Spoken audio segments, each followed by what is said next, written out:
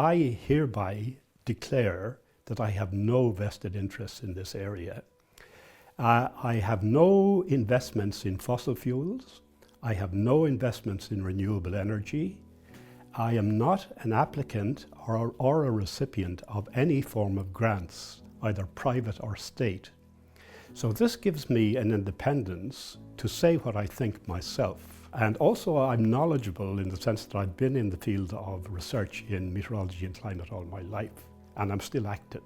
So my name is Ray Bates, adjunct professor at UCD, formerly professor at the University of Copenhagen, professor of meteorology. Before that I worked at NASA, Goddard Space Flight Center.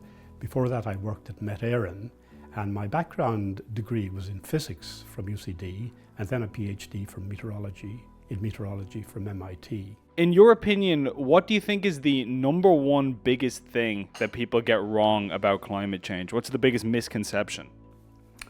Perhaps the biggest misconception is that climate science is completely settled and that there's no uncertainty. If you are working in the field, you would know very well that this is not the actual situation. Now, the biggest evidence in favor of that view is this book by Professor Stephen Koonin called Unsettled, that's just been published in the past, a few months ago, published in May this year. And he is a top scientist, and he has written this book pointing out that climate science is not a settled science, and there is a risk in the longer term, certainly, but he doesn't go along with the view that we're in a climate emergency, nor do I. I would define a climate emergency as a situation where all conceivable actions to reduce greenhouse gas emissions must be taken immediately, regardless of cost. Whereas a long-term threat would be a situation where you could take vital national interests into account as well. And I would see the pointer as lying more in the direction of long-term threat than planetary emergency. When the IPCC report, the most recent one, is spoken about in the media now at the moment, the way it's often introduced is this report is a red code for humanity. And this phrase, a red code for humanity, is quoted as if it had come from the IPCC and that it had come from scientists. Well, it didn't come from the IPCC and it didn't come from scientists. It was a political statement made by the Secretary General of the UN, Antonio Guterres, when he was introducing the report. It was not a phrase that came from the IPCC report itself, and it certainly didn't come from any scientists. So some people might be sitting at home right now and thinking, well, who cares about this? This is all just scientific jargon for academics to worry about, but it doesn't affect me. So in your view, why does it matter to ordinary people whether or not man-made climate change is as bad as we're told? Well, it matters because we have a climate bill that's been passed in the Dáil in May this year that commits Ireland to reducing its greenhouse gas emissions by 7% a year for the next 10 years and going to zero by 2050. Now, the costs of this bill are not obvious to the man in the street, but the International Monetary Fund has recently placed a figure on the costs to Ireland of implementing the bill, and the figure they give is 20 billion euro a year for the next 10 years. 20 billion euro a year. So, as the government drives ahead with moves like the Climate Action Bill, do you think that Ireland's climate policy is proportional? Well, I think there should have been more complete debate before the bill was introduced. I would like to have taken part in the debate. For example, I was on the panel of Professor Patrick Cunningham when he was Chief Scientific Advisor to the Government of Ireland. He had a panel of experts who were selected by open competition in the newspapers, and I applied to be the representative in climate science on his panel, and I was selected by open competition as the representative in the climate area. So given that background and my background at MIT and all the rest, I think I should have been given the opportunity to take part in the debate, but I wasn't.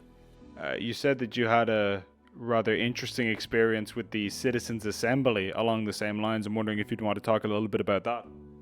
Well, I applied to speak to the Citizens Assembly in 2017 when they were debating the issue of how the state can make Ireland a leader in tackling climate change.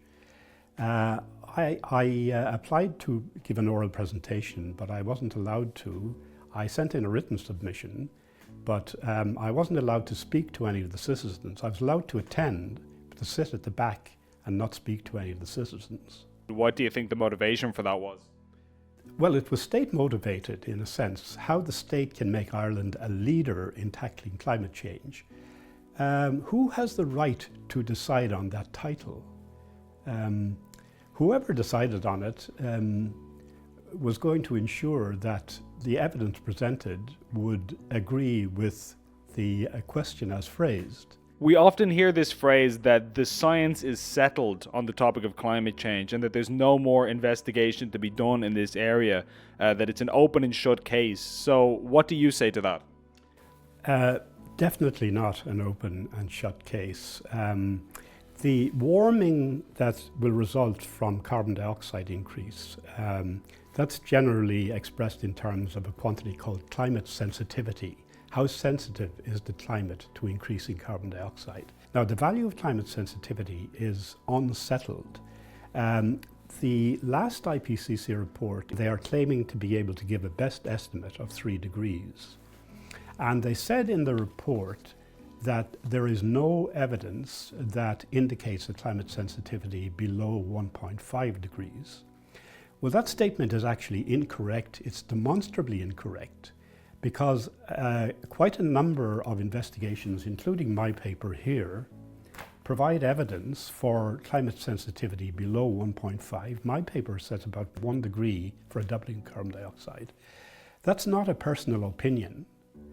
In no way can it be described as a personal opinion.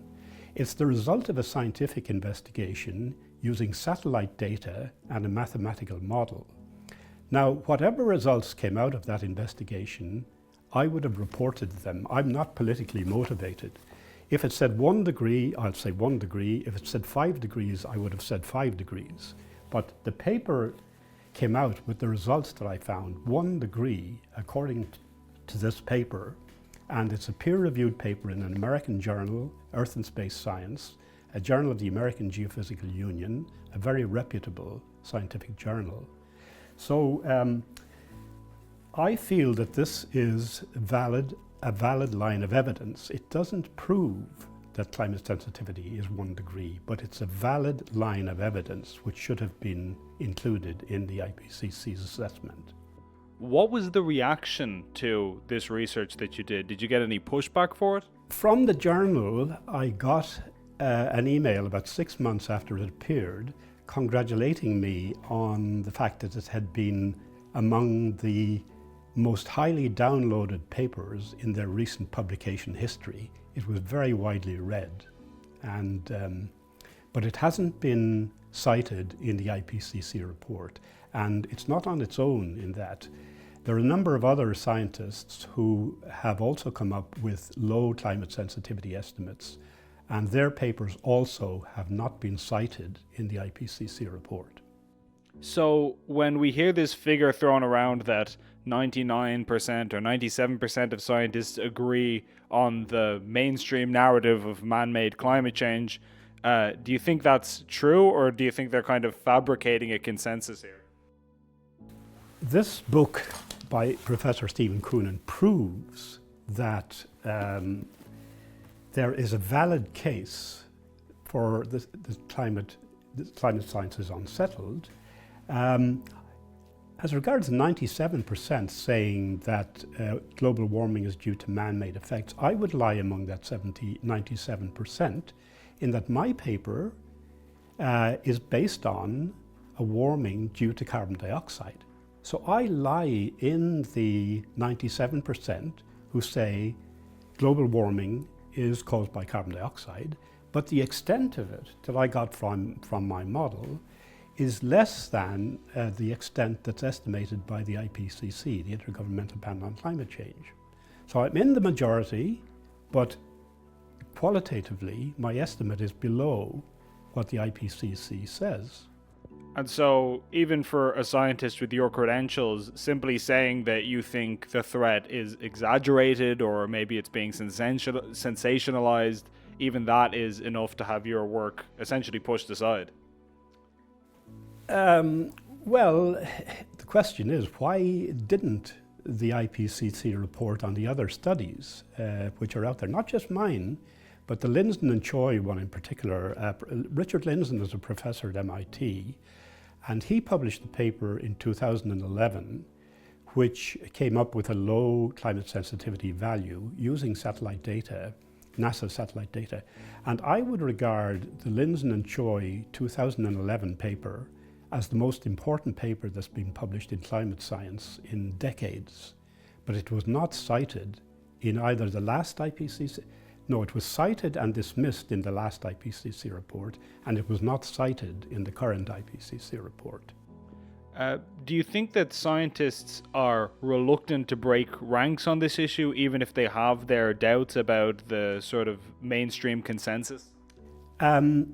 It's difficult to break ranks in any profession, and I know that Professor Stephen Koonin, the author of this book, has suffered greatly for writing this book, and it's difficult. It's not easy to step outside the mainstream in your profession. What do you think that says about the state of science, that giving an alternative view can garner backlash?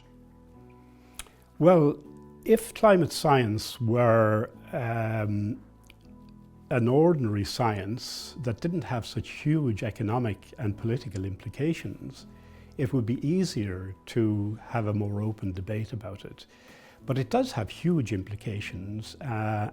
Now, the governing bodies of the Intergovernmental Panel on Climate Change are two UN specialized agencies called the World Meteorological Organization and the UNEP, the United Nations Environment Programme.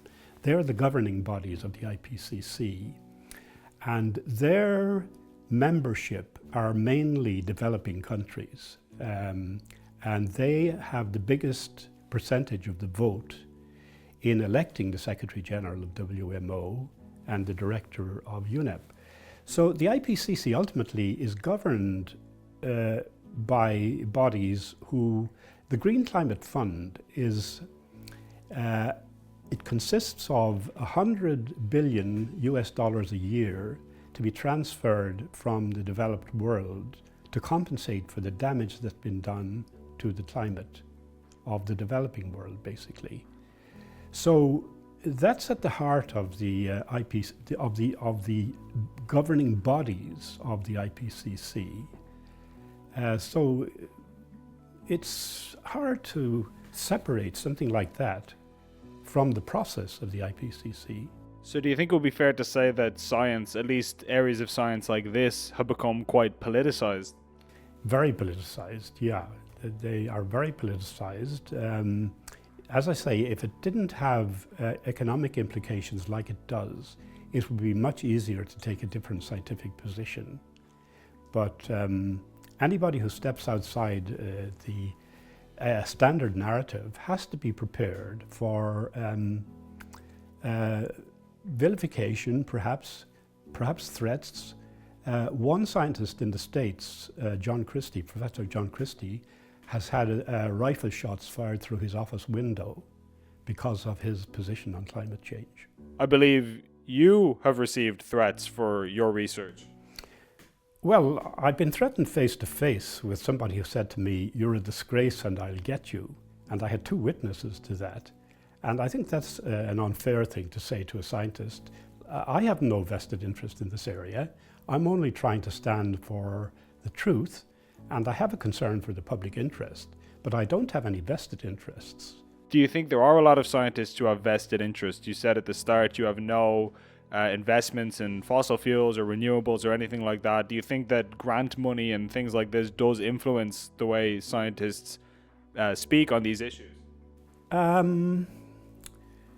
Well, if you're a young scientist, you have to be aware of getting grants. Without getting grants, your career won't go very far, and they're mainly state grants. So the bodies who control grant money have a big influence in scientists' perception of what they should research or what they should write about. That I'm semi-retired, I'm not an applicant for grants, I'm not a recipient of grants. So whatever influence may be due to having an eye on grant money, I am completely free from that or anything like that. Do you think that gives you a lot of freedom to speak on these issues? I think it does, yeah. I think so. Gript previously revealed that RTE is the only state broadcaster which is partnered with a climate activist group called Covering Climate Now, or CCN. What do you think of the media's uniformity on this issue? It seems to me that in Ireland in particular, the media doesn't allow expression of alternative viewpoints. It's basically the media are all singing from the same hymn sheet. I was last interviewed on RTE television in 2015 on a primetime program, and there was such a reaction to having me on it and to what I said that I haven't been invited back on RTE since then. But I was talking about the results of my scientific paper.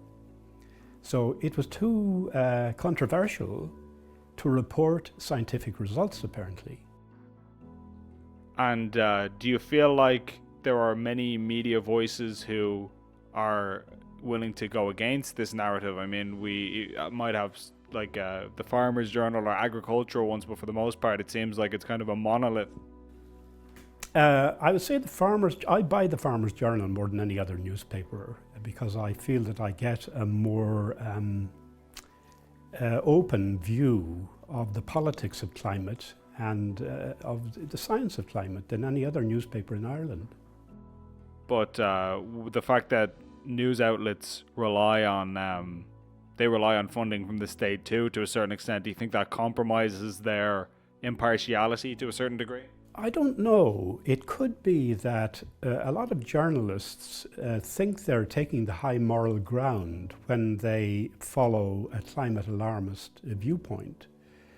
But the public interest also requires a consideration of the costs involved. The 20 billion euro a year estimated by the International Monetary Fund for our climate bill, that needs to be debated. It's not an issue that can be swept under the carpet. It's a vast amount of taxpayers' money. It has to be justified. The scientific basis has to be solid for spending that kind of money. And to have a solid scientific basis, you must have free debate involving bona fide experts. If such debate is not allowed, you cannot be sure you're hearing the truth. I noticed that often if there's normal, predictable weather that we would always have, like let's say it's warm in the summer, it's cold in the winter, if somebody was to say, well, isn't that an example that climate change isn't happening, the media and people like that would be quick to say, well, that's foolish because we're talking about climate, not weather. It doesn't matter about your specific geographical location. But then, on the other hand, when there are extreme weather events, like let's say it's very warm in Canada like it was recently, they'll point to that as evidence of the radical climate change that they're talking about. When are they not falling into the same trap that these are localized events that we can't necessarily glean anything from? The question of extreme events is an extremely central one nowadays. Now, the IPCC in previous reports had been fairly cautious about attributing extreme events to climate change, to the global warming that's taken place. The IPCC estimates about 1 degree approximately of global warming since the end of the last century, 1850 to 1900 as the baseline. Now, can you attribute a change in extreme events to this change in global average temperature? That's a very central question. I don't work in this area as my area of specialization, but there are many people who do, and they're not all in agreement that there has been any change in the occurrence or extremity of extreme events, other than heat waves would have become a little warmer because of the global warming that has taken place, about 1 degree. But the heat wave that took place in the Pacific Northwest during the past summer in the States, the amount of warming involved relative to the mean was very much greater than 1 degree. The best authority on this, in my opinion, is a professor at the University of Washington in Seattle by the name of Clifford Mass. And he has looked at the heat wave in detail. And his conclusion is that it's not due to climate change predominantly, apart from adding 1 degree to what was there before. His conclusions are that it was a circulation anomaly. Desert air was being drawn up over the Cascades Mountains, and it was compressed as it came down to sea level. So the air from the desert was even warmer when it got down to sea level than it had started at in the desert. So it was extremely warm and very frightening to people. But his conclusion is there was no trend towards this. If it had been a result of global warming, we would have seen a trend in this direction. But there wasn't a trend. It came out of the blue, and there was no indication in advance that global warming was going to lead to this kind of event. If we look at extreme events in Ireland, the two most extreme events in living memory were the winter of 1947, when there was snow on the ground for 6 weeks from January to March 1947, and the summer of 1976, which was extremely warm the whole summer and very dry. So those two events, 1947 and 1976, stand out above any other event that's occurred in living memory in Ireland as the most extreme events. Now, if there had been an attribution study done, if models had existed at that time as regards what caused the winter of 1947, well, I'm sure the attribution studies would have said this is due to climate change. But it's a long time ago. Climate change wasn't very marked then, and that was by far the most extreme event in living memory in Ireland. So this whole issue of trends in extreme events is very, very uncertain. There has been a paper on flooding by a paper on which the first author is Hodgkins, an American paper, and they did a study of flooding in North America and Europe from over the past 60 years or thereabouts. And they find no trend other than natural variability, no trend in increased flooding over that period in North America or Europe. And it's a very rigorous peer-reviewed study. So, as I say, the IPCC itself was more cautious in its previous reports than it is in the most recent one. Do you think the level of fear that the general public feel about this issue is warranted? No. I'm very concerned about the level at which teenagers are suffering from eco-anxiety, and many teenagers feel the end of the world is nigh. I think this is not justified by the science, and it's very unfortunate that young children should be terrified in this way. The scientific evidence doesn't justify this viewpoint. I wrote a particular report called, it's about sea ice, Arctic and Antarctic sea ice, right? Now, one of the things that's been used most often in recent decades to convey the impression that we're facing an emergency is about the Arctic sea ice disappearing. You've probably heard about this yourself.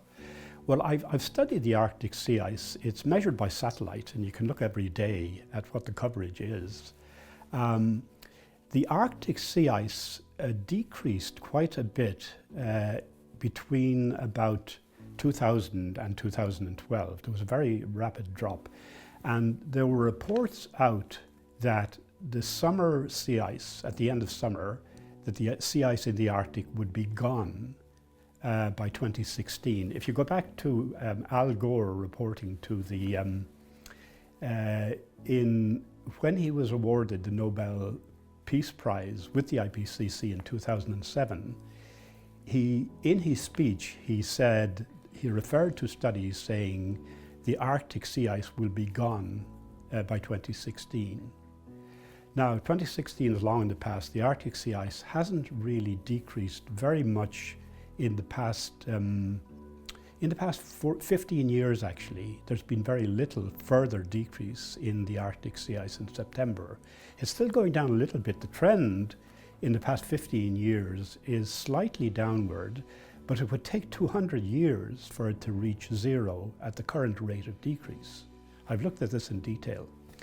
Now, the Antarctic, the models had been projecting the Antarctic sea ice would also decrease as a result of global warming, but the opposite has happened.